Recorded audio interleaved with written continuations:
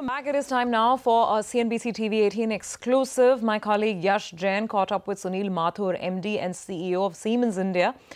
Spoke to him about business, the outlook going forward. Now, Siemens says that there is a bit of a slowdown in the orders in the immediate term, but the company is hopeful that this is only a temporary blip. Here's more from the conversation. We continue to be optimistic, and we have a long-term view of India. We've been here for over 150 years, and we hope to be here longer as well. So I think whatever impacts there are will be blips, but India is on the right path, on the path to growth. A lot is being done in the right direction, and there are huge opportunities for Siemens country, and we are looking at those opportunities very, very closely and are very positive about them. Okay, we've just pulled out of that conversation for a bit. I think the SBI Chairman has spoken to some of my colleagues. Let's see if he's talking about Jet Airways. Every effort which was being made by the lenders to keep the airline running in the interest of the aviation sector, in the interest of the country. So we believe that it is in lenders' interest, it is in the country's interest, aviation sector's interest that Jet Airways continue to fly. This is a statement I am not making today. This is a statement I have made several times in the past, and we are seeing the consequences. What is the fare today? Because of the grounding of MAX and then the grounding of airplanes by Jet Airways, and who is paying the price? The consumer. Today, Delhi and Bombay, the business fares have shot up like anything. Even economic class fares have shot up like anything. So sector needs competition so that the consumer's interest is served.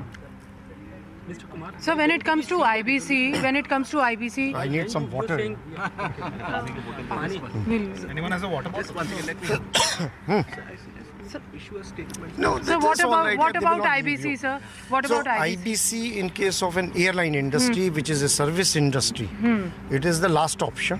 And last option means that under IBC, a resolution for a service industry like airline is nearly impossible. And IBC means that we are grounding the airline. So we will try till such time we believe that all hope is lost.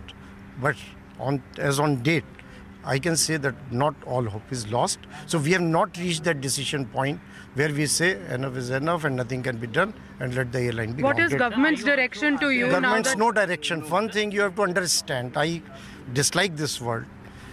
We are bankers. We know our commercial interest. It is our duty to keep the government informed because there are rules, there are civil aviation rules, there are guidelines. There are this thing. So if briefing to the government, you mean are the directions, this is not correct.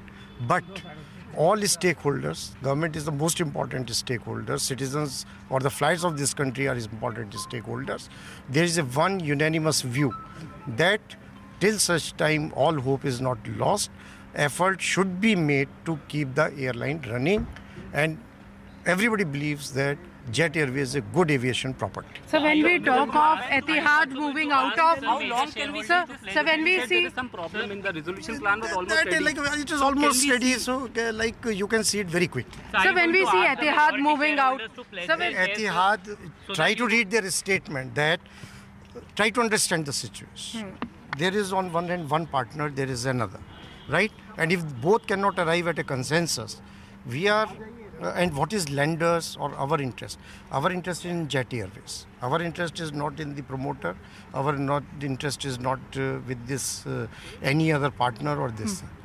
They will take decisions based on their assessment of the situation. But the dialogue with Etihad, I can tell you, is on. It is not that they have conclusively decided that they will go out, but there are certain conditions which they want to be fulfilled, And it is nothing but that the airline should be professionally managed and without any interference. What are these conditions, sir? No, I've told it. Are you going to ask the majority shareholders to pledge their shares so that you can infuse? They're already under NDU with the Punjab National Bank. No, I can't. As I said, that these are all commercial discussions. They cannot be disclosed in media. Only my this thing to media is that we will make every effort to keep the Jet Airways flying, and in no manner does it or is a bailout for any individual, any promoter whatsoever. Let there be a complete clarity on this. Sir, one last question, sir. How confident you are that... Okay, so, well, a couple of points over there. Again, an assurance that the effort is being made to keep the airline up in the air. It's very clear that bankers led by Mr. Rajnish Kumar, State Bank of India, do not want the airline to be taken to the IBC. He says that IBC simply is not a mechanism for a service industry, a service business like an airline, and that would be the absolute last option when all hope is gone and down. And that's not the situation that they are at right now. However, I mean, there's still no clarity. Who puts in the money? Where's the money coming from? Obviously, he also alludes to the differences between Naresh Goyal and Etihad. Again, alludes to, of course, the stories that we've been reporting on, that they don't want the current promoter dispensation to continue in its current form. That's Etihad. That's one of their key demands, and that's where a lot seems to be stuck. So we do not have any finality. We do not have any concrete game plan as yet, just a promise that the airline will keep flying. Jet Airways, the saga continues. Well, for now, let's shift focus from the stock market and business to cricket. Our very own Manisha Gupta caught up with the hitman of Indian cricket, Rohit Sharma. Here's a slice of this conversation, and the lady herself is then going to join in after the break to take us through the commodity action of the day.